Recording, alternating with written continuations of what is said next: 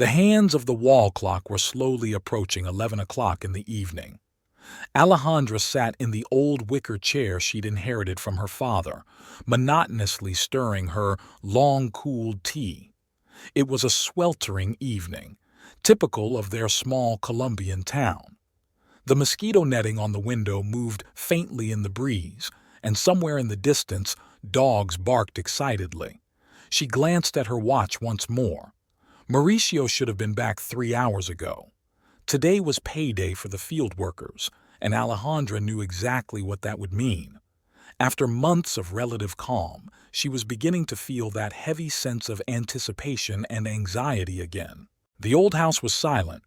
The creaky floorboards, which Mauricio had promised to fix last month, crackled occasionally, as if they were talking to each other. Dinner was cooling on the kitchen table, carefully covered with a clean towel. Fried fish with rice and vegetables, her husband's favorite dish. The phone rang unexpectedly, making Alejandra wince. Isabel's name, her best friend and co-worker at the local hospital, popped up on the screen. "Alejandra?" Isabel's voice sounded worried. "I'm sorry it's so late, but you need to come to Paco's Bar Paco's. Mauricio." Alejandra felt her heart sink. "What's wrong?" she asked, already knowing the answer. "He put up a fight, very drunk, smashed a bottle over someone's head. He's got a cut himself, needs medical attention. I found out by chance my cousin works there as a waitress." Alejandra stood silently, mechanically gathering her medical bag. Her hands acted on autopilot. Years of hospital work had taught her to maintain an outward calm in any situation. Bandages, antiseptic, anesthetic, everything she needed was always at the ready. "I'm on my way," she answered her friend briefly and hung up. The night air enveloped her in a suffocating humidity as soon as she stepped out onto the porch. The old Fiat didn't start the first time, as if protesting the late trip. The streets of the town were practically empty, with only the occasional streetlight illuminating the road, casting yellowish circles of light on the cracked asphalt. Paco's bar was 15 minutes away, on the outskirts of town. It was a one-story squat building with peeling paint on the walls and a neon sign that blinked intermittently, creating an unsettling reddish illumination. As Alejandra parked, she saw a small crowd at the entrance.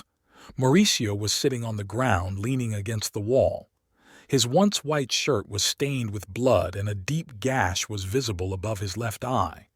Nearby, the owner of the bar, an elderly Paco, was bustling about, trying to simultaneously calm the other customers and keep Mauricio from getting up.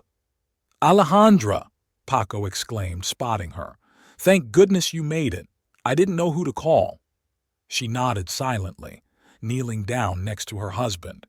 He reeked of alcohol and his eyes were cloudy and unfocused. "Honey, you're here," Mauricio muttered, trying to focus his gaze on her. He insulted me. I should have—" "Shut up," Alejandra said quietly but firmly, pulling antiseptic and gauze from her bag. "Let me see the wound." The wound appeared to be deep, but not dangerous.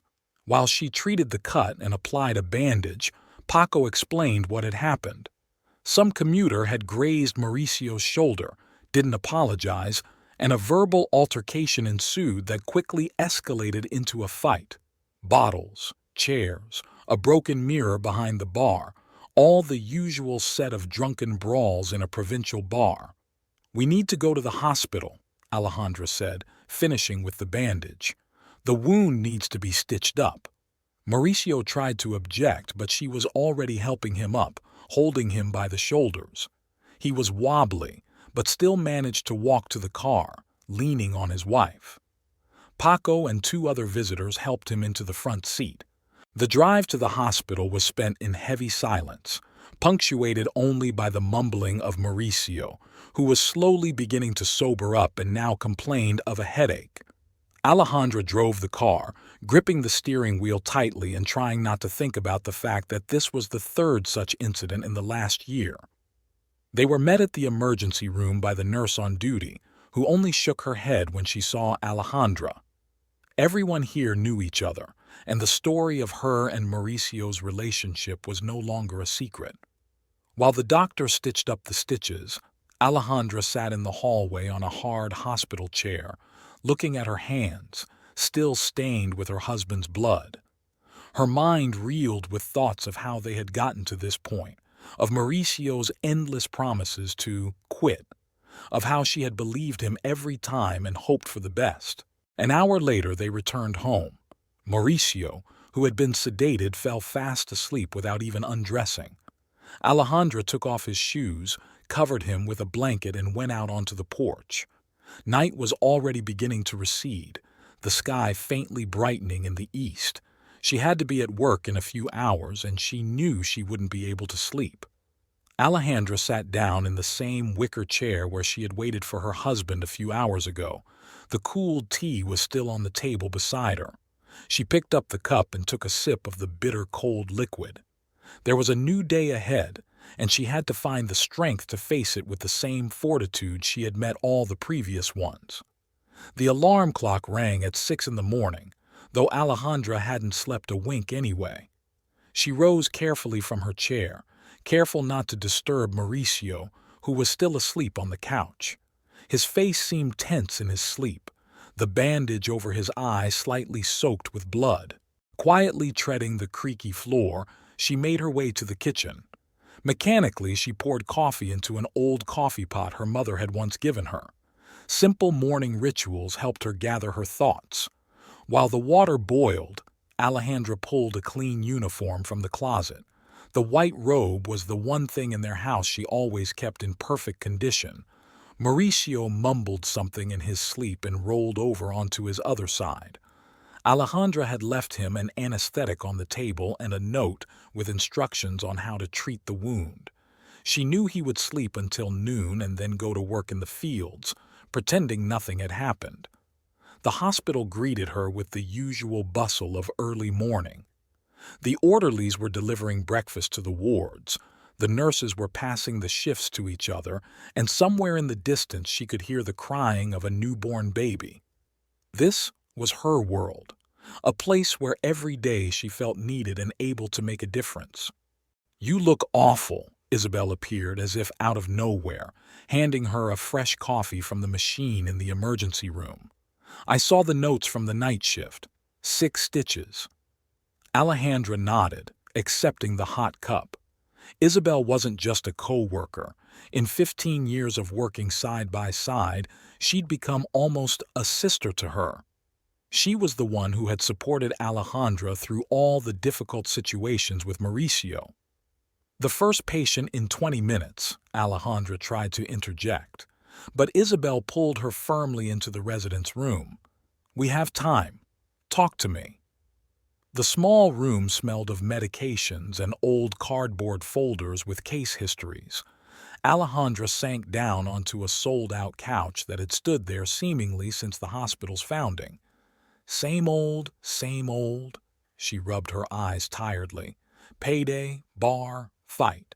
You know, I wasn't even surprised when you called. Isabel crouched down next to her, putting a hand on her shoulder.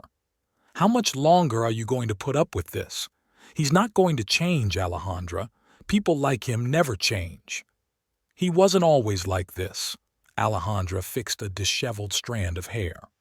"When we met, he made plans. Wanted to start his own farm, grow coffee. And then he started failing. And then he got into debt, and he started drinking. And now you're paying for his failures." Isabel sounded bitter in her voice. "You deserve better than that. Look at you, a fine doctor, a respected man in town, and he's dragging you down." Their conversation was interrupted by the bell. The first patient had arrived. The day pulled Alejandra into its vortex. Examinations, appointments, filling out endless cards.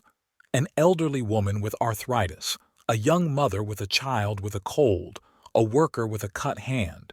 Everyone needed attention. Everyone needed to be listened to and helped. By lunchtime, she had 15 patients. Between appointments, Alejandra went down to the hospital cafeteria. There was always the smell of overcooked butter and burnt toast, but today she hardly noticed it. Isabel's words rolled around in her head. "Dr. Ortiz," one of the nurses called out to her, "a patient in room 3 wants to see you. Says the pain has gotten worse." Alejandra set aside her unfinished sandwich and hurried into the room. The elderly post-op patient was complaining of pain, and she spent the next hour adjusting the dosage of painkillers and reassuring worried relatives. The time was nearing evening when Isabel peeked into her office again. "I called the fields," she said without preamble. "Mauricio didn't show up today." Alejandra continued writing on the card without looking up.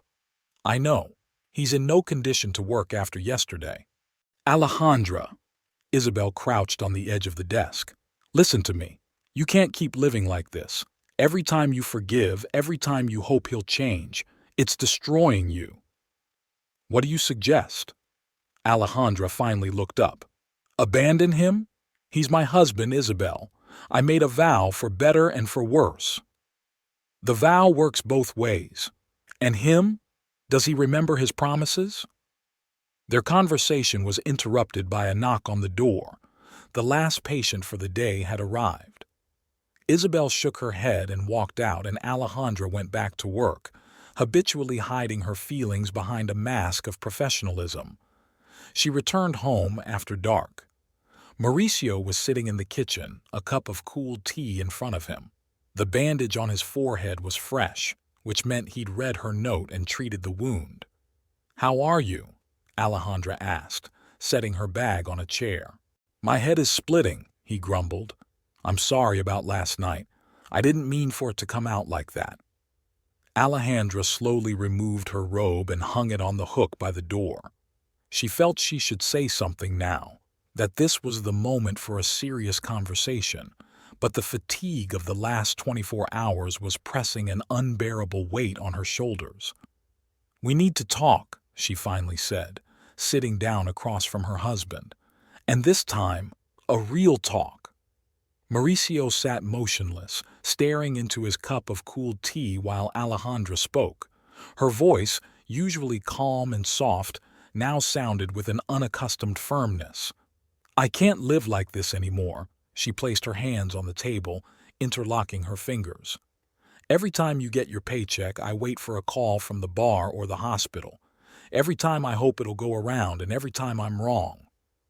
Mauricio lifted his head, and in the dim light of the kitchen lamp the wrinkles around his eyes became especially visible, the marks of years of work under the blazing sun. The bandage on his forehead had pulled down slightly, exposing the edge of a fresh stitch. "I know," his voice sounded hoarse. "I messed up." "It's not that you ruined anything," Alejandra pitched forward. "It's about you killing yourself, and me along with yourself." The chirping of crickets came through the open window. The night was sweltering, as it usually was this time of year. The old fan on the ceiling spun with a quiet creak, barely creating a movement of air. "I'm going to quit drinking," Mauricio said suddenly. Alejandra grinned bitterly. "You've said that before, many times." "This time I swear." He reached across the table and covered her fingers with his. "I really do swear, Alejandra. Not one more drop." She wanted to pull her hand away, but something in his gaze stopped her. There was a sincerity there that she hadn't seen in a very long time.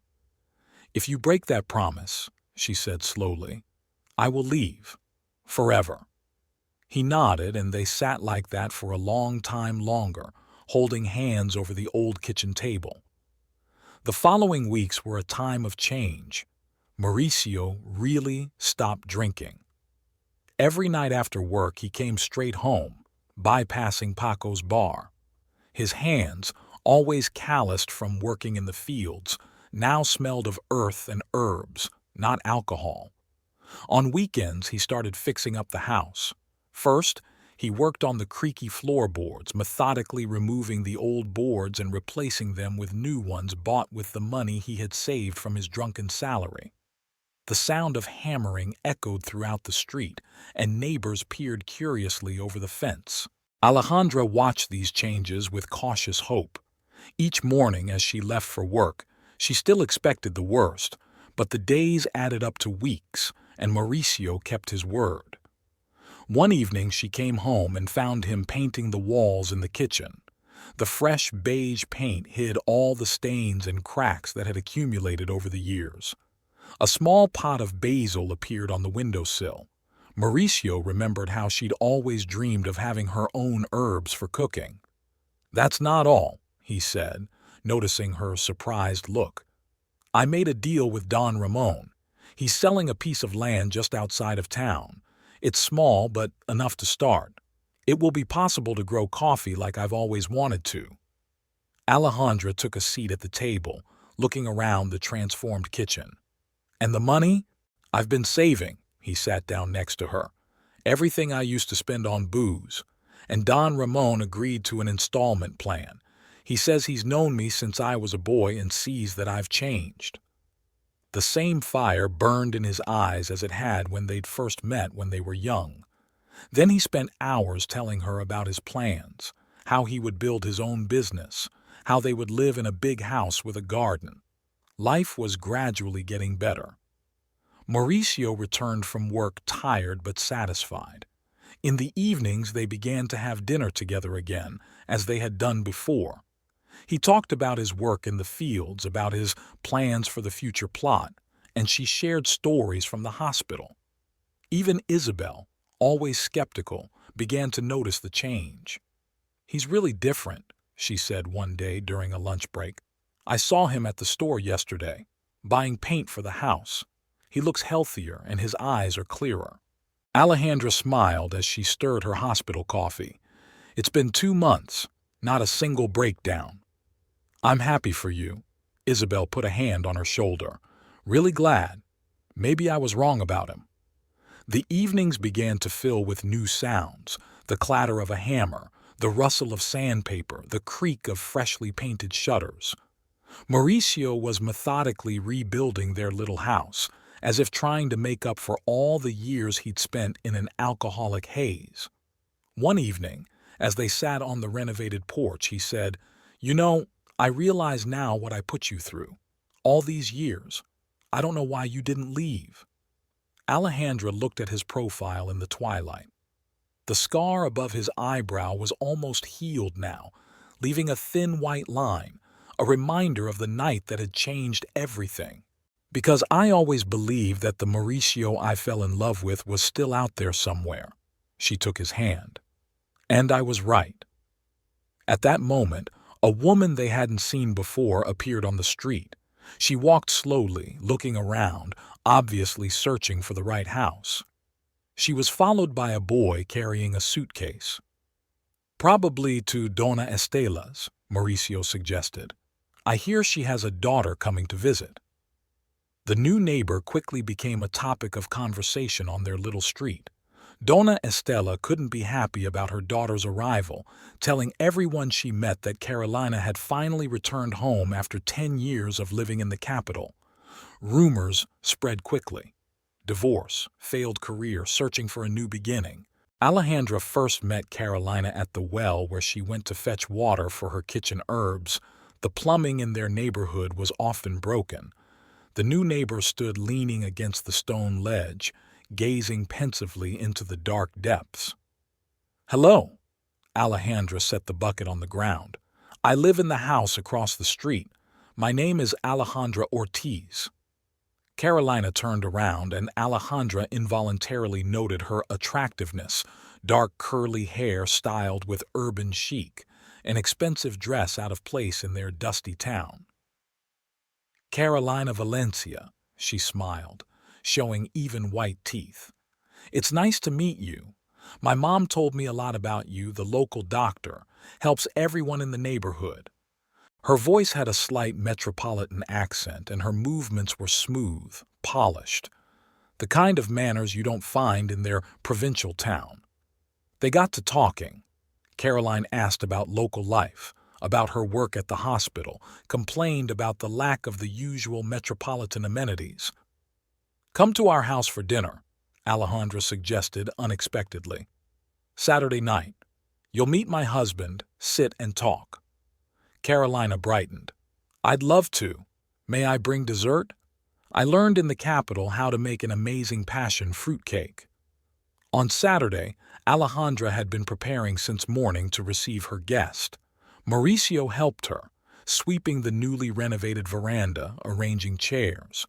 She prepared her favorite dish, a stew with vegetables and spices according to her grandmother's recipe. At precisely 7 o'clock in the evening, there was a knock on the door. Caroline appeared on the doorstep in an elegant red dress, with a cake in her hands and a bottle of wine.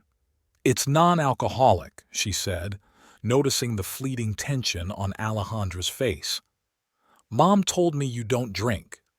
Mauricio came out of the kitchen, wiping his hands with a towel, and Alejandra noticed Carolina cast him an appraising look.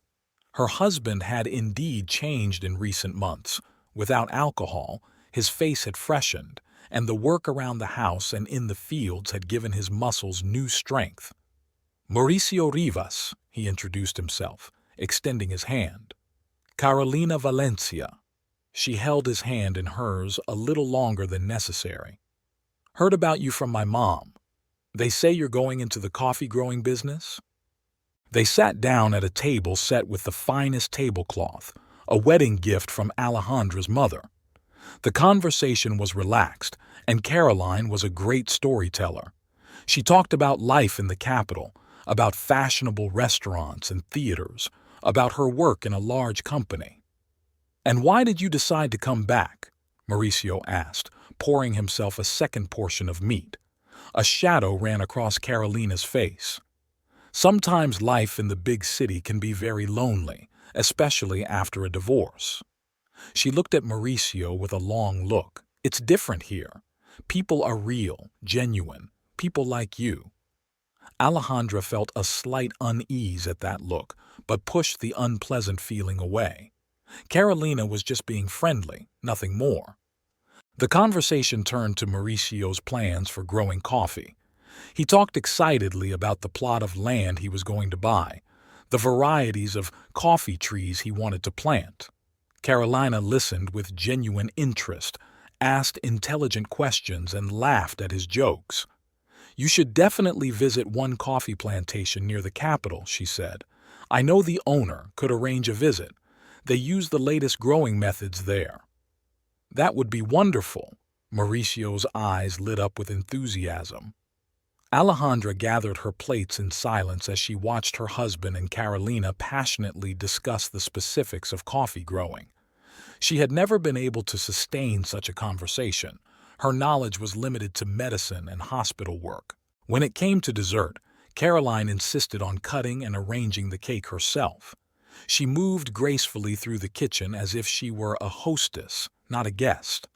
Mauricio kept his eyes on her as she leaned over the table, arranging the plates. Delicious, he pronounced as he tasted the cake. Alejandra, you should get the recipe from Carolina. Oh, I'd love to teach it. Carolina put her hand on Alejandra's shoulder. Maybe we can have a cookout together sometime. After dinner, they sat on the veranda for quite a while longer. The night air was filled with the scent of blossoming trees, and somewhere in the distance music was playing. Caroline told funny stories of life in the capital, and Mauricio laughed as he had not laughed for a long time. When she finally got ready to leave, it was past midnight. I'll walk you, Mauricio volunteered. It's not far, but still. No need, Alejandra said quickly. It's late and you have to get up early tomorrow.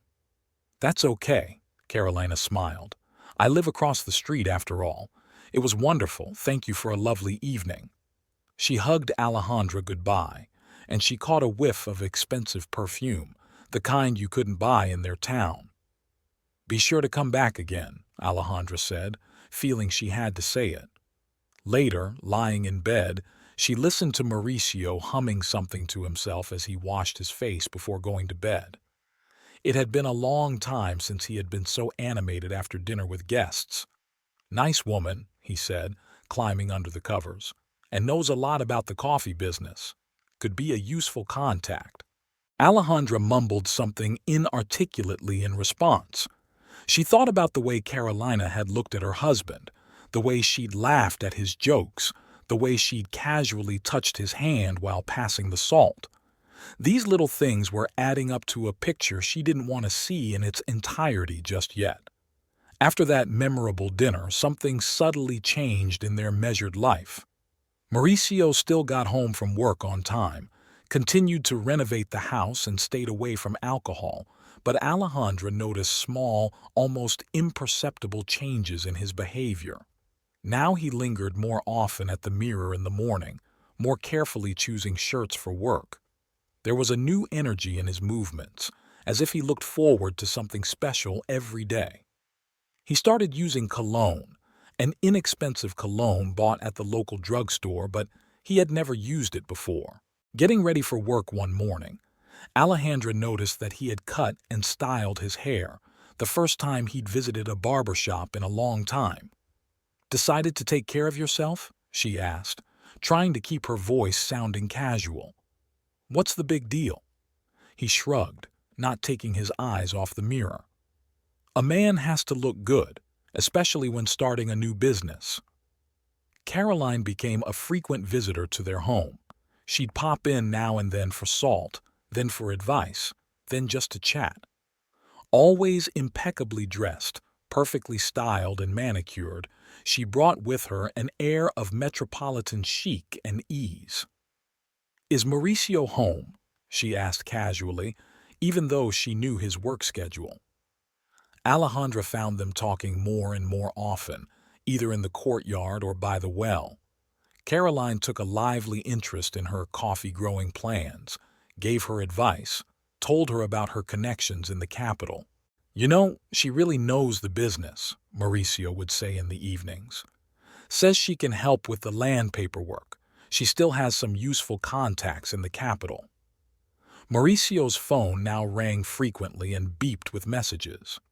He began to go outside to talk, explaining the poor connection in the house. Alejandra pretended not to notice him hiding the screen as she walked by. At the hospital, Isabel was the first to notice her condition. "What's wrong?" she asked during her lunch break. "You haven't been yourself the last few days." Alejandra stirred the cooled soup without looking up. "Nothing's wrong. Just tired." "Has Mauricio started drinking again?" "No," she shook her head. "There's nothing wrong with that. He keeps his word." Isabel looked at her friend carefully. "Then what? I can see it. Something is wrong." Alejandra pushed her plate away. "You know the new neighbor, Donna Estella's daughter? Carolina? Of course, she's all the town talks about. Metropolitan thing, divorced, looking for work." Isabel paused, suddenly realizing. "Wait, you think—" "I'm not thinking anything," Alejandra replied quickly. "It's just, she comes over a lot. Mauricio's changed. Nothing in particular, just little things." At that moment, their conversation was interrupted by a call to the emergency room. An accident victim had been brought in. Alejandra spent the next few hours in the operating room, and the work helped her forget her worries for a while. In the evening, she returned home earlier than usual. The house was empty, though Mauricio should have been home from work by now. There was a note on the kitchen table, written in his sprawling handwriting. "I'm going to be late to discuss details about the property. Don't wait up for dinner." Alejandra began mechanically preparing dinner, chopping vegetables for the salad. Her gaze returned now and then to the window overlooking the street. From Carolina's house came muffled voices and laughter. Mauricio returned late, smelling of Carolina's perfume. He said something about paperwork, about plans for future business expansion, but Alejandra barely heard his words. The next morning, she noticed that his work shirt smelled different. He had washed it himself, for the first time in all the years of their marriage. Mauricio had never done laundry before, leaving it to her. Over the weekend, he suddenly announced he was going to a neighboring town on business. Carolina says you can buy seedlings there for a good price, he explained without looking her in the eye. I'll be back this evening. He did indeed bring saplings, 3 small trees in pots, but he smelled like Carolina's perfume again, and in the back seat of the car, Alejandra found a woman's scarf. "What's this?" she asked, holding the scarf with 2 fingers. "Oh, Carolina forgot this. She was traveling with me, helping me pick out seedlings. She's good at that," he replied carelessly. In the evening, Alejandra stood under the shower for a long time, trying to wash away the heaviness of the past day. The water pounded monotonously on the old cast-iron tub, and her mind reeled with the scraps of conversations, glances, and casual touches she'd noticed between her husband and her neighbor. In the bedroom, Mauricio was already asleep while she brushed her hair in front of the mirror. His cell phone vibrated quietly on the nightstand.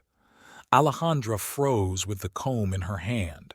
A message from Caroline popped up on the screen. "Good night. Same time tomorrow?" She quietly put the comb down and turned off the light. Her husband's steady breathing could be heard in the darkness, but she knew she wouldn't be able to sleep. For the first time in a long time, Alejandra regretted that Mauricio had quit drinking. At least then she knew exactly where to find him and what to expect from him.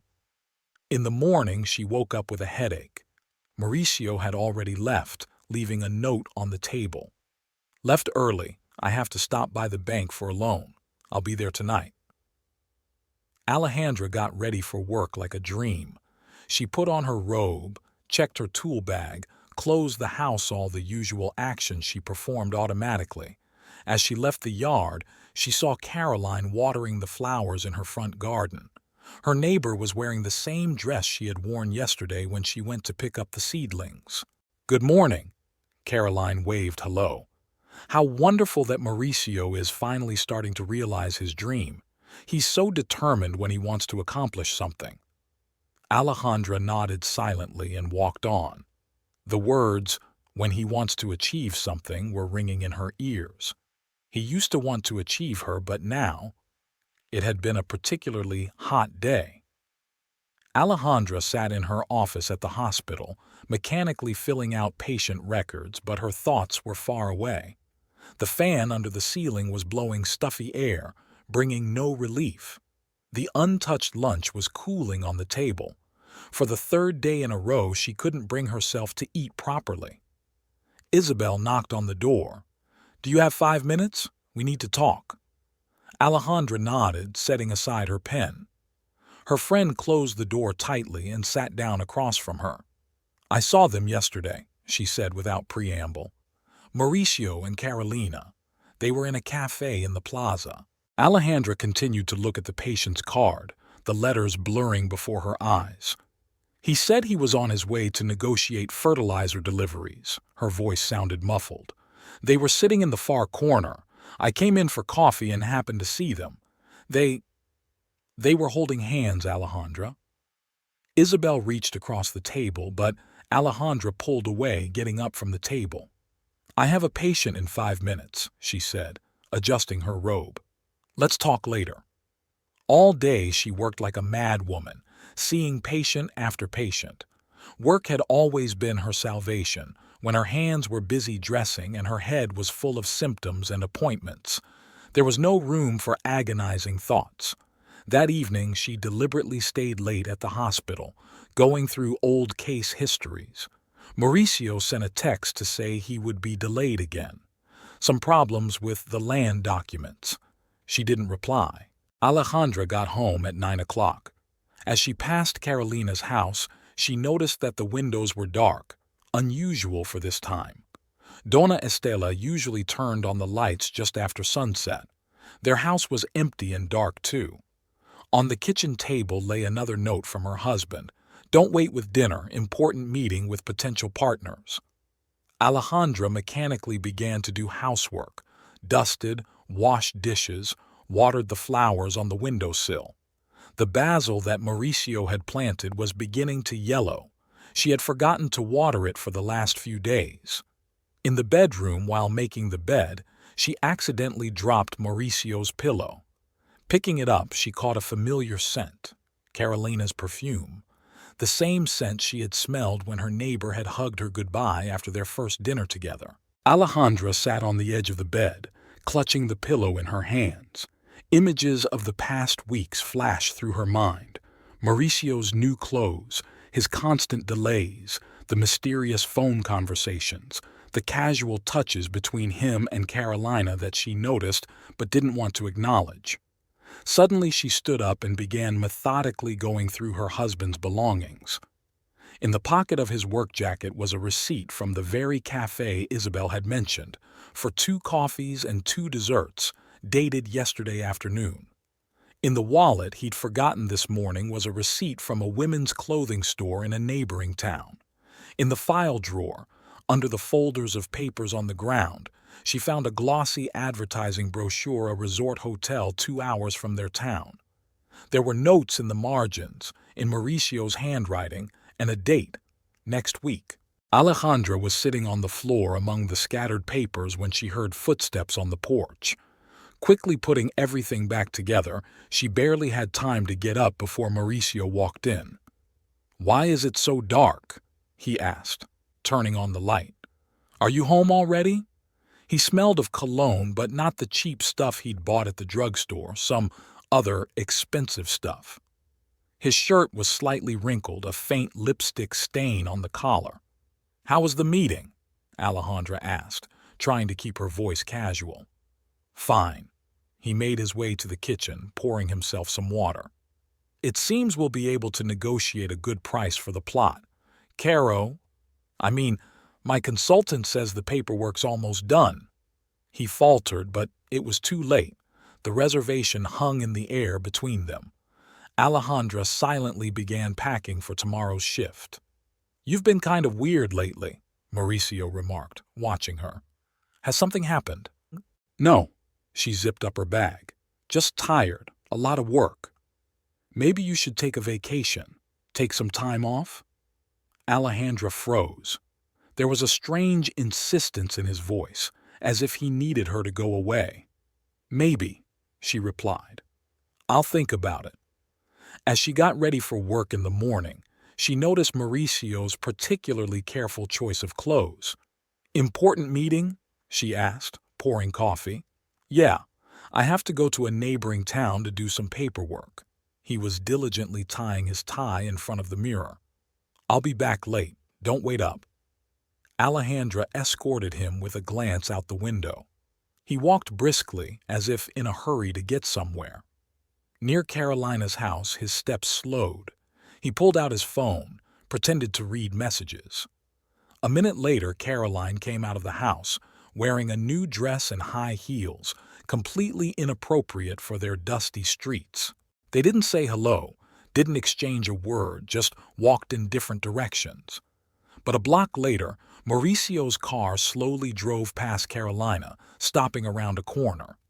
Alejandra watched Carolina walk confidently in the direction where her husband's car waited, her hands clenched into fists so tight that her nails dug into her palms. She felt no pain, just a deafening, heavy emptiness inside. At the hospital, she worked like a fog. Twice Isabel had tried to talk to her, but Alejandra had walked away from the conversation. She wasn't ready to put her suspicions into words, as if admitting them out loud would make them real. That evening, on her way home, she decided to take a different route, one that would take her past the new cafe on the square.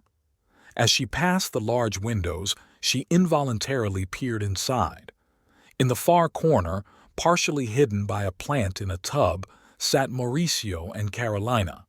His hand rested on her palm, and they were talking quietly about something, leaning toward each other. Alejandra walked quickly past without stopping. Only one thought pounded in her head. She must find out the truth, must make sure for sure. Suspicion and casual observation were not enough. She needs proof, hard, irrefutable proof that her husband, who had sworn her eternal love, who had promised to change and start a new life, was betraying her. That afternoon, Alejandra excused herself from work early. Isabel cast an understanding look at her as she packed her bag, but said nothing.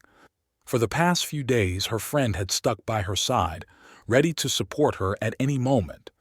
Instead of going home, Alejandra took up an observation position in the small park across their street. An old bench was partially hidden by bougainvillea bushes, giving an excellent view of Caroline's house and the adjacent road. Time stretched agonizingly slow. The sun was scorching mercilessly, but Alejandra barely noticed the heat. She methodically noted every detail of what was happening on the street: a neighborhood boy playing ball, a fruit vendor with his cart, a stray dog sniffing the garbage cans. At 4 o'clock, Mauricio appeared. He was coming from the direction of the fields, but his shirt was too clean for a man who had worked all day on the land. In his hands he held some kind of bundle. Alejandra clenched her fists when she saw him look around and turn quickly toward Carolina's house. Donna Estela was at a relative's house in a nearby town. Alejandra had heard about it from other neighbors. The house was empty, with only Carolina staying there alone. Mauricio knocked in a particular way. 3 quick knocks, a pause, 2 more. The door opened almost instantly, as if he had been expected. Carolina, in a light house dress, led him inside. The door closed. Alejandra rose slowly from the bench. Her legs felt like lead, and every step was difficult. She crossed the street, trying to stay in the shade of the trees. The gate to Estela's house was unlocked. The few people in their little town locked their gates during the day. The yard was full of flowers. Donna Estela had always been proud of her garden. Alejandra remembered helping the older woman plant those rose bushes last spring. Now she was sneaking between them, heading for the living room window. The curtains were drawn, but not tightly. Through the narrow slit, Alejandra could see part of the room. The bundle Mauricio had brought turned out to be a bottle of wine and a box of chocolates. They were on the coffee table. His work bag lay next to it. The voices were muffled, but the words could be made out. "Are you sure she doesn't suspect anything?" It was Caroline's voice. "Alejandra is too busy working," Mauricio replied. "She's always at her hospital." Alejandra moved cautiously to the next window. It overlooked the bedroom and was ajar for ventilation. Through the white curtains swaying in the light breeze, she saw them, Mauricio and Carolina, mingling in a passionate kiss. Carolina's hand slid under Mauricio's shirt, undoing the buttons. He pressed her against the wall, covering her neck with kisses. Carolina's dress slipped off her shoulders, exposing lacy lingerie.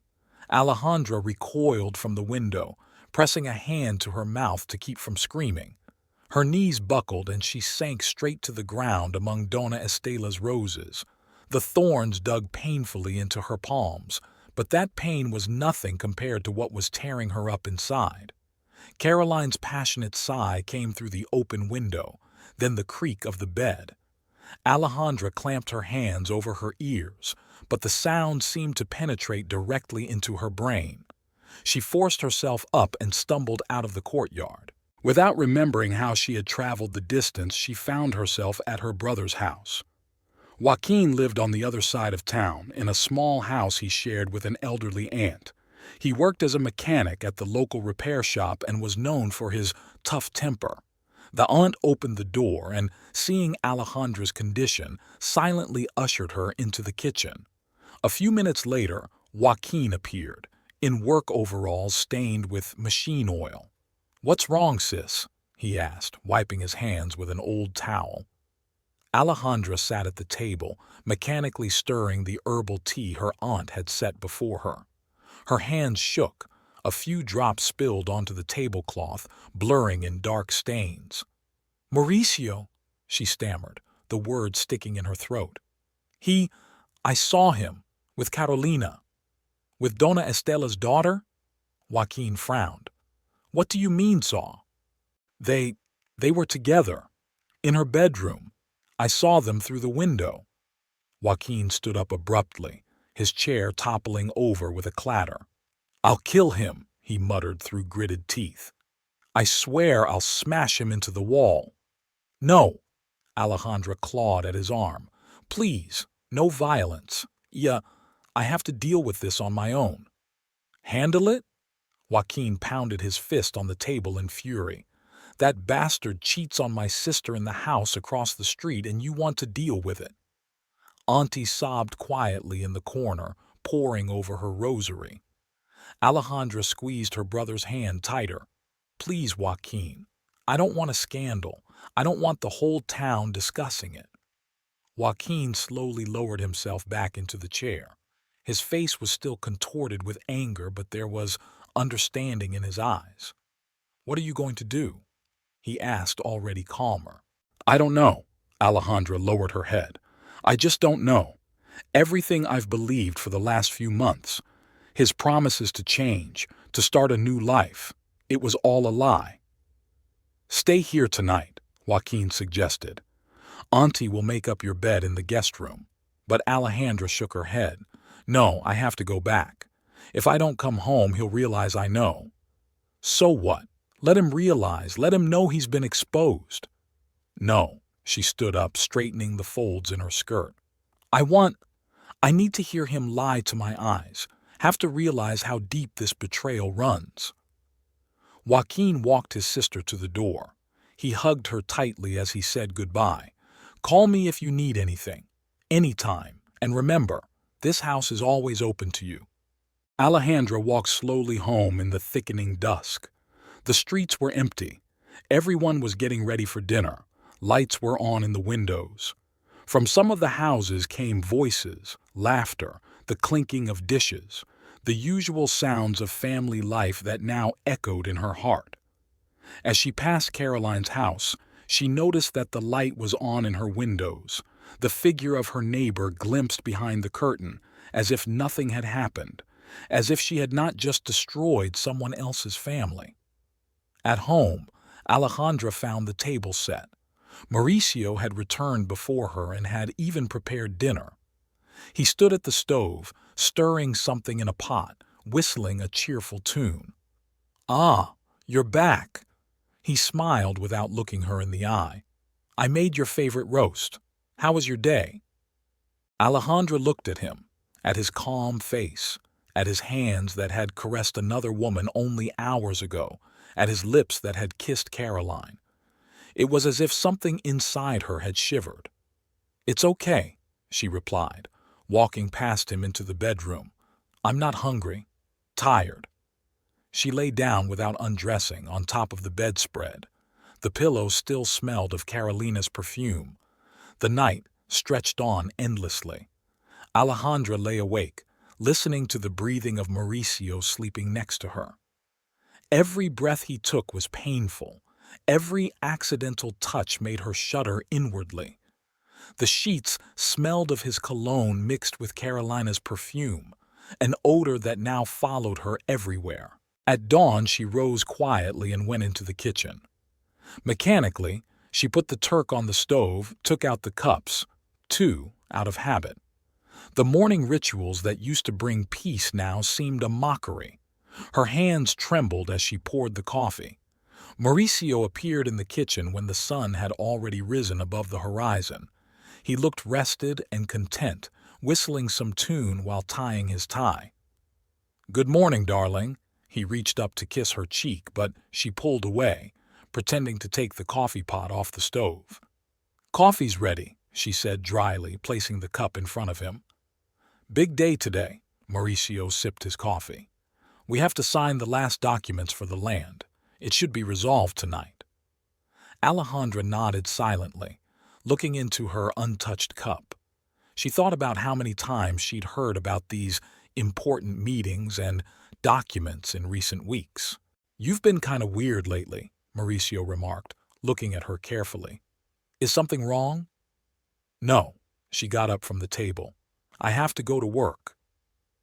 Maybe you should take a vacation. You look tired. There was a fake concern in his voice.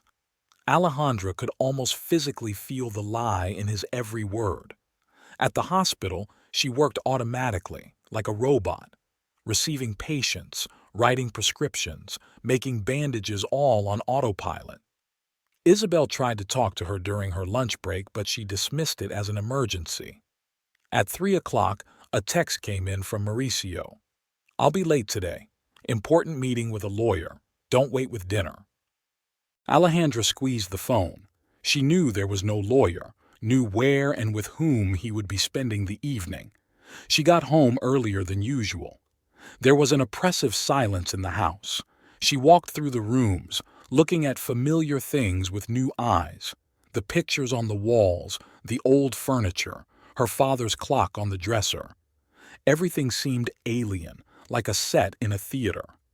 It was getting dark when she heard Mauricio's voice in the yard. He was on the phone, not realizing she was home. Her shoes were not at the front door as usual, but in the bedroom. "Yes, everything is ready," he said in a muffled voice. "Tomorrow morning I'll tell her, 'No, Caroline, she won't make a scene. I know my wife. Yes, I have the deeds to the house. It's her father's house, but I've thought of everything. She'll be out of the house by tonight, and we'll be able to—' Of course, my love. I can't wait either." Alejandra froze in the darkness of the bedroom. So this was it then. He was planning to kick her out of her own home, the home she'd inherited from her father, the home she'd grown up in. All for a woman who'd come into their lives only a few months ago. Her hands reached for the phone. She pressed Joaquin's number without even looking at the screen. "Alejandra?" Her brother's voice sounded worried. "He's going to kick me out tomorrow." Her voice was surprisingly calm. "From my own house. He and Caroline have already planned it." A heavy pause hung on the other end of the wire. "I'll be right there," Joaquin finally said. "No," Alejandra stopped him. "Not right now. Let's make this right. Let him think I don't know anything. And tomorrow we'll meet him in full force. What do you suggest? Come tomorrow morning as soon as he leaves, and bring your friends from the workshop, Ricardo and Fernando. We're going to need help." Joaquin was silent for a few seconds. "Are you sure you want to do it this way?" "Yes," she answered firmly. "He wants to throw me out of my house? Well, we'll see who ends up on the street." Finished talking, Alejandra heard Mauricio enter the house. She quickly lay down on the bed, pretending to be asleep. He quietly made his way to the bathroom, humming something under his breath. Lying in the dark, she could hear him showering, brushing his teeth, getting ready for bed. The usual evening rituals that now seemed a mockery of their life together. As he lay down next to her, she smelled the minty smell of toothpaste and the very expensive cologne he'd never used before. "Good night, darling," he whispered, thinking she was asleep. Alejandra didn't answer. She lay unmoving, staring into the darkness and planning tomorrow. A clear plan of action lined up in her mind. She remembered all the years she had spent with this man, the years she had put up with his drinking, supported him, believed in him. And now that he'd finally gotten his mind right, he was determined to get rid of her. In the morning, she got up earlier than usual. She made breakfast, got Mauricio ready for work. Everything as usual, as if she hadn't heard yesterday's conversation, as if she didn't know about his plans. He was unusually silent, avoided looking her in the eye. "I'll be back early today," he said, buttoning his shirt. "We need to have a serious talk." "Okay," she smiled, holding out a cup of coffee to him. "I'll be waiting." He left without kissing her goodbye, for the first time in all the years of their marriage. Alejandra stood at the window, watching him walk down the street. At Carolina's house, he slowed his step as usual, pulled out his cell phone. A few minutes later, Carolina came out of the house. Alejandra watched as they pretended not to know each other, as they went their separate ways, as Mauricio's car slowly drove past the intersection where Carolina was waiting for him. It's the same old script. She pulled out her phone and dialed her brother's number. "He's gone. You can come over." Joaquin arrived 20 minutes later. With him were Ricardo and Fernando, the stout men he worked with at the auto shop. Their hands, covered in machine oil and calluses, spoke of a habit of hard work. "Where are his things?" Joaquin asked, entering the house. Alejandra methodically opened closets and dressers, showing her brothers what to take out. She moved calmly, as if she were doing normal chores around the house. Her hands didn't shake as she pulled out Mauricio's shirts, his pants, his polished shoes, all the things he planned to use in his new life with Carolina. Here are his papers. She opened a desk drawer. And this folder here. It's got the papers for the land he was going to buy. Ricardo and Fernando carried the things into the yard in silence, stacking them in neat stacks. They worked quickly and efficiently without asking too many questions. In the bedroom, Alejandra stopped in front of the picture of their wedding still hanging on the wall. Mauricio was smiling into the camera, putting his arm around her shoulders. They looked so happy, so confident about the future. "Should we take that down too?" Joaquin asked, noticing the look in her eyes. "Yes," she took the picture off the wall. "Put everything away." In the closet, they found the gifts Mauricio had hidden, apparently for Carolina. Expensive lingerie, perfume, jewelry in little velvet boxes. Alejandra put them in a separate box, noting to herself that these things were worth a lot, money that could go toward their future together, toward the very coffee business he'd talked so much about. "Sis," Joaquin put a hand on her shoulder. "Why don't you sit down? Get some rest?" "No time," she shook her head. "Gotta make it before he gets back." In the kitchen, she gathered up all the dishes Mauricio had bought lately, expensive coffee cups, crystal glasses, a new set. All of that went into the backyard, too, to the growing pile of his stuff. "And what's this?" Ricardo held up a folder with some documents found under the mattress. Alejandra took the folder, ran her eyes over the papers. They were the deeds to her house, the very house her father had left her. Mauricio had somehow gotten hold of copies and, judging by the notes in the margins, was looking for a way to challenge her ownership. "Bastard!" Joaquin gritted through his teeth, peering over her shoulder. "He wanted to take your father's house away from you?" Alejandra silently folded the papers and put them away in the safe where the original documents were kept. Her face remained calm, but inside everything was boiling with anger and disgust. By noon, an impressive mountain of belongings had formed in the yard. Mauricio's entire life, all his plans for the future, lay here under the blazing sun. Alejandra methodically checked every room, every drawer, every corner. Nothing was to be left behind. "What do we do with this?" Fernando asked, pointing at things. "Leave it here for now," she replied. "Let him take it himself. It's all he'll get from our life together." Joaquin arranged the chairs on the veranda. "We'll stay with you. We'll wait for his return." Alejandra nodded. She knew Mauricio wouldn't be returning alone. He would surely bring Carolina to enjoy his triumph together, kicking her out of the house. Well, they were in for a surprise. The day dragged on agonizingly slowly. The heat became more and more unbearable, but no one went inside. They sat on the veranda, occasionally exchanging short phrases. Ricardo went to get water and sandwiches, but Alejandra couldn't swallow a bite. At 3 o'clock came a text from Mauricio. "I'll be there at 6. We need to talk." "At 6, Alejandra told her brother. "It won't be long now." Neighbors were beginning to notice an unusual buzz outside their house. Some passed by, pretending they were just taking a walk, but their curious eyes lingered on the pile of stuff in the yard. News of what was happening spread quickly through the town. At 5 o'clock, Isabel showed up. She silently hugged her friend and sat next to her, taking her hand. "Are you okay?" she asked quietly. "Fine." Alejandra squeezed her hand. "Fine now." The sun was slowly slipping toward dusk, coloring the sky blood red. The shadows of Mauricio's belongings grew longer and longer, turning the courtyard into the likeness of a strange installation, a monument to a broken marriage. At 6:30, Donna Estela appeared in the street. She walked slowly past their house, shaking her head and crossing herself. Apparently the rumors had reached her as well. Alejandra thought about how the older woman would react when she learned of her daughter's role in the whole affair. At 15 to 6, they heard the sound of a car approaching. Alejandra straightened in her chair. Her face became stony, all emotion hidden deep inside.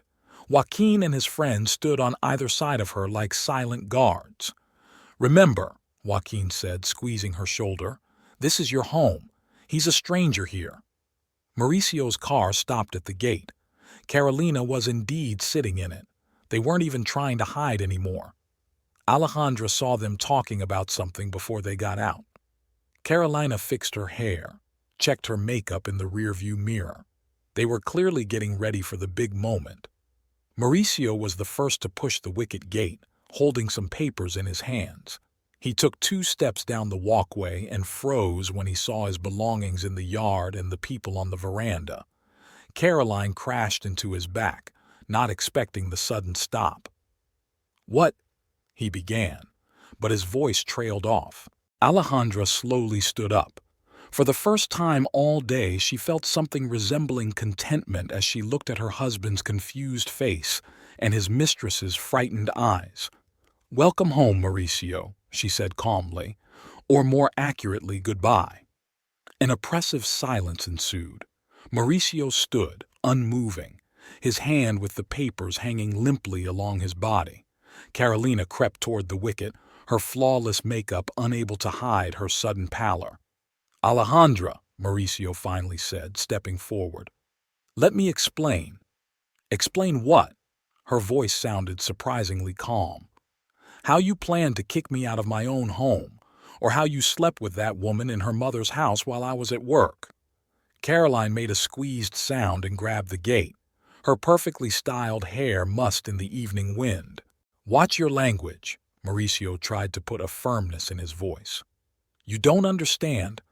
"Oh, I understand everything perfectly." Alejandra came down from the veranda, followed like shadows by Joaquin and his friends. "I realized everything the moment I found the deeds to my house under your mattress. Tell me, how long have you been planning this? From the moment she showed up in town?" Mauricio cast a quick glance at Carolina, who was now huddled against the gate as if ready to run away at any moment. "That's not true." He held up his hands in a conciliatory gesture. We fell in love. I wanted to make things civilized." "Civilized?" Joaquin stepped forward, his fists clenched. "You call it civilized to kick my sister out of her own home?" Ricardo and Fernando stood silently at Joaquin's sides. A palpable tension hung in the air. "Listen," Mauricio turned to Alejandra, ignoring the men. "We can discuss this quietly, without witnesses." "Witnesses?" Alejandra grinned bitterly. "You're worried about witnesses now? And when you hugged her in full view of everyone in the cafe, you didn't think about witnesses?" Outside, neighbors began to gather. They kept their distance, but their presence added pressure. Some whispered, some shook their heads, looking judgmentally at Mauricio and Carolina. "This is my house." Mauricio raised his voice, waving papers. "I put so much labor into it, renovated it." "Your house?" Alejandra snatched the papers from him. "This house belonged to my father. I inherited it.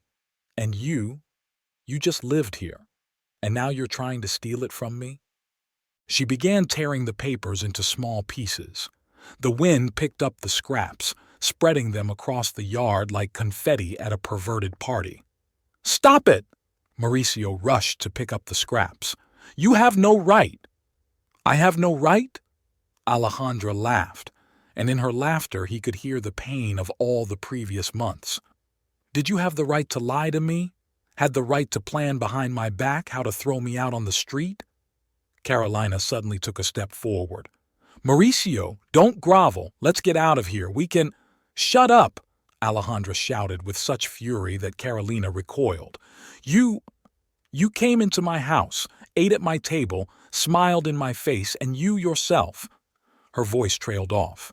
Isabel stepped closer, putting a hand on her shoulder. "Hush, friend. They're not worth it." Mauricio straightened, his face contorted with anger. "So, is that it? You decided to put on a circus for the whole town? You think that's going to make a difference? No, Alejandra shook her head. I just want you out of my house, forever. I'm not going anywhere. He took a step toward the veranda, but Joaquin blocked his path. You will, he said calmly. For better or for worse. Take your pick. Mauricio glanced around at the three stout men standing before him, then looked at his belongings scattered across the yard. You're going to regret this, he gritted through his teeth, glaring at Alejandra. I'll find a way. No, you won't, she interrupted him. Because if you ever try to come near this house or me again, I'll show the police the documents you tried to forge. Do you think they'll be interested to know how you got copies of my papers and why you tried to change the title? Mauricio turned pale. He clearly hadn't expected her to discover his paperwork shenanigans. You're bluffing, he said uncertainly. Check. Alejandra crossed her arms over her chest. Take a risk. Maybe then you can grow your own coffee in the prison plot. Carolina grabbed Mauricio's arm. Let's get out of here. It's not worth it. But he stood there, unmoving, looking at the house he already considered his own. The veranda he had repaired with his own hands. At the windows he had painted himself this spring. Take your things and leave, Alejandra said firmly. You have 10 minutes. Ricardo and Fernando began to roll up their sleeves defiantly. Joaquin stepped forward. Time's up. Mauricio finally realized he had lost. His shoulders slumped and the mask of confidence fell off his face. He slowly wandered to the pile of his belongings, began to pick up what he could carry. Caroline tugged on his sleeve. Leave everything. We'll buy new stuff. He nodded, throwing the stuff back on the ground. He looked at Alejandra one last time, his gaze a mixture of anger, fear, and something akin to regret. Goodbye, she said, looking through him. I hope you'll be happy with your choice. They walked away, Mauricio and Carolina, so beautiful and elegant in their expensive clothes, but now looking like beaten dogs.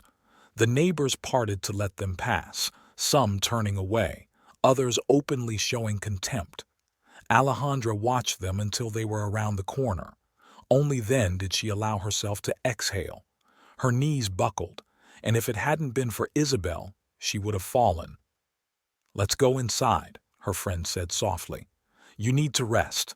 Joaquin and his friend stayed to clean up Mauricio's belongings, some of it put into garbage bags, some taken to the charity at the church.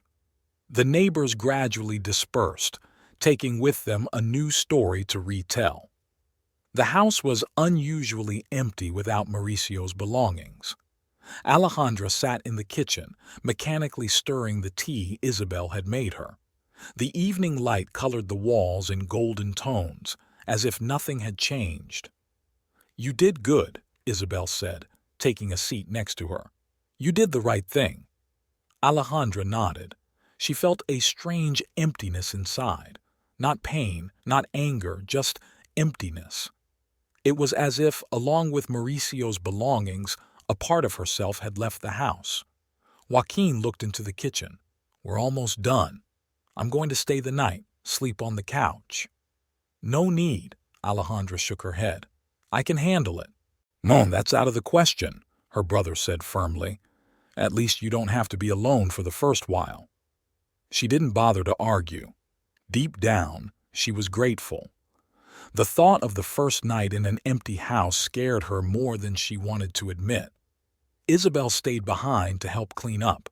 They silently cleaned up the traces of Mauricio's presence photos, trinkets, randomly left behind items. Every little thing resonated with pain, but Alejandra methodically put everything into boxes that would later go to the attic. The first rays of sunlight were barely through the curtains when a rock flew into the courtyard, shattering the kitchen window. The clinking of glass broke the morning silence. Joaquin instantly jumped up from the couch where he had slept clothed and rushed into the kitchen. Alejandra was already there, carefully picking up the shards. It's him, she said calmly, as if she'd expected something like this. Mauricio got drunk.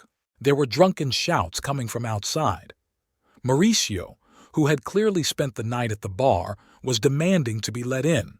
His voice, once so familiar, now sounded alien and threatening. "You!" he shouted, staggering across the courtyard. "You think you can just throw me out like that? This is my home. Do you hear me? Mine." Joaquin rushed toward the door, but Alejandra stopped him. "Wait, let me talk to him. He's drunk and dangerous." His brother shook his head. "I'm calling Ricardo and Fernando."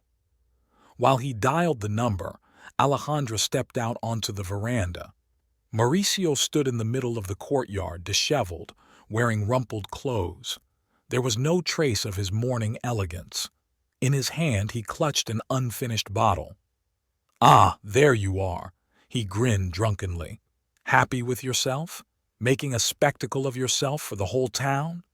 "Go away, Mauricio," she said firmly. "You're drunk. Go sleep it off." "Don't tell me what to do." He took a few misguided steps toward the veranda. You ruined everything. My plans, my future." "Your future?" Alejandra laughed bitterly. "What about my future? You were planning to throw me out of my own house." Mauricio swung the bottle. "I put everything into this house, every board with my own hands." "After ruining it for years with my drinking," she interrupted. "After I put up with your binges, your fights, your empty promises, and now that she's shown up." "Don't you dare talk about Caroline." He threw the bottle toward the veranda.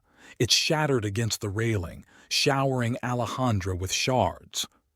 At that moment, a car appeared in the street. Ricardo and Fernando arrived quickly, apparently expecting such a development. Another car pulled up next. It was Carolina. "Mauricio!" She jumped out of the car. "What are you doing? We agreed." "Ah, there you are." He turned to his mistress. "Come to see the show? Or have you decided to support your friend?" Caroline stopped at the gate, her face a mixture of fear and disgust. "You're drunk. You promised me you'd quit." "Promised?" Mauricio laughed hysterically. "I promised a lot of people a lot of things. I promised her too." He waved his hand toward Alejandra. Ricardo and Fernando slowly approached him from both sides. Joaquin stood on the veranda next to his sister, ready to intervene at any moment. "You know what the funny thing is?" Mauricio swayed. "I really thought I could start a new life. With you." He looked at Carolina. "Thought things would finally be different. And for the sake of this new life, you decided to steal my house?" Alejandra asked. "My father's house." "Shut up!" He rushed toward the veranda, but Ricardo and Fernando intercepted him. A fight ensued. Mauricio, though intoxicated, was a strong opponent. He fought back like a hunted animal, shouting curses and threats. Carolina looked on in horror, her hands clasped to her mouth. Joaquin jumped down from the veranda, joining the fight. The three of them finally twisted Mauricio, knocking him to the ground. He continued to lash out, his face contorted with rage and despair. "Let me go," he wheezed. "I must take what is mine." "There is nothing of yours here." Alejandra slowly descended from the veranda. "No home, no respect from the neighbors, no love from me. You've lost everything yourself." She stepped closer, looking down at the man she had once loved. "You know what the worst part is, Mauricio? I would forgive you for cheating on me. I've forgiven more than that. But you decided to take away the last thing I had left of my father. I will never forgive that." He stopped struggling, collapsed in the arms of the men holding him. Drunken tears ran down his cheeks. "I loved you," he whispered. "I swear, I loved you." "No," she shook her head. "You only loved yourself, always loved only yourself." Carolina finally dared to move closer. "Alejandra, Don't," Alejandra cut her off. "Just get him out of here. He's your problem now." "I can't." Caroline took a step back. I don't want anything to do with him. Not after this. Mauricio looked up. What? But you said, I thought you'd changed. Caroline sounded disappointed in her voice. Thought you'd really quit drinking. And you're just a miserable drunk. She turned and walked quickly to her car. The sound of the engine starting and the rustle of tires on gravel put an end to the story. Mauricio collapsed completely, as if a rod had been removed from him. He no longer resisted when he was brought to his feet. Get out, Joaquin said. And don't you dare go near this house. Never. Where am I supposed to go? Mauricio muttered. That's not our problem, Ricardo replied. Come on, let's walk you to the bus station. They led him toward the gate, supporting him under the arms, no longer so much holding him up as helping him walk. Alejandra stared after them, feeling strangely desolate. The neighbors, attracted by the noise, stood at their wickets. Donna Estela baptized herself, muttering prayers. Some shook their heads, some openly condemned, but most looked at Alejandra with sympathy and respect. Isabel, who had appeared moments ago, put her arm around her friend's shoulders. Let's go inside. We need to remove the glass and board up the window. Alejandra nodded. She felt incredibly tired, as if she had lived not just 1 hour but a lifetime. Distant footsteps echoed behind her as Ricardo and Fernando led Mauricio away from her life. Joaquin stayed behind to help with the window. They worked in silence, removing splinters, nailing up plywood, wiping away traces of the morning's incident. But Alejandra knew that some traces could not be erased with any rags. They would remain in her memory, in her heart, in her soul. Later, when the house was tidied and the neighbors had dispersed, she sat on the veranda, the same place where it had all begun. The sun had risen high, its rays illuminating the yard where Mauricio's belongings had recently lain. Now there was only mown grass and a few shards from a broken bottle. She pulled a handkerchief-wrapped photograph of their wedding from her pocket, the only thing she had left as a memento. Young, happy faces looked back at her from the past, unaware of what lay ahead. Alejandra carefully tore the photo in half, separating herself from Mauricio, and tossed his half into the trash can. A week passed. Joaquin finally agreed to come home after making sure his sister was doing fine on her own. A new window in the kitchen was installed, traces of Mauricio's presence finally erased from the house. Only the empty shelves in the closet and the unaccustomed silence in the evenings were reminders of what had happened. Alejandra plunged headlong into her work. She took extra shifts at the hospital, stayed late filling out endless medical charts. Isabel watched her friend in silence, realizing she needed time to recover. News spread quickly in the small town. In a couple of days, everyone knew that Caroline had gone back to the capital without even saying goodbye to her mother. Donna Estela now avoided appearing on the street, ashamed of her daughter's behavior. They say she's selling the house, Isabel informed her one day during her lunch break. Can't stand the judgmental looks of the neighbors. Alejandra remained silent, stirring the cooled hospital coffee. She tried not to think about Carolina, but sometimes she caught herself wondering if she had known from the beginning about Mauricio's plans for the house, or had she been deceived as well. On her way back from the hospital on Friday night, she took a different route, past Paco's bar. Through the ajar door came the usual sounds: soft music, the clinking of glasses, scraps of conversation. Suddenly she saw him. Mauricio was lying on the ground near the back door, among empty crates and trash cans. His once elegant clothes were dirty and wrinkled, his face overgrown with stubble. He mumbled something to himself as he tried to rise but fell again. Alejandra stopped. Her hands, accustomed to helping, jerked toward the medical bag.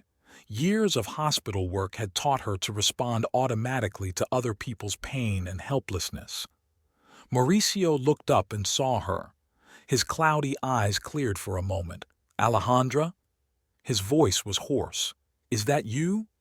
She stared at him in silence, at the man she had once loved, with whom she had shared her life, her dreams, her plans for the future. Now in front of her was a broken alcoholic who had lost everything: his home, his job, the respect of people. "I'm sorry," he muttered, trying to get up. "I ruined everything. Everything." A gust of wind brought the smell of booze and unwashed bodies. Alejandra took a step back, then another. "Please," he held out a hand to her. "Help me. I can't do this without you." She turned and walked away without looking back. His voice faded into the distance, mingling with the evening sounds of the city.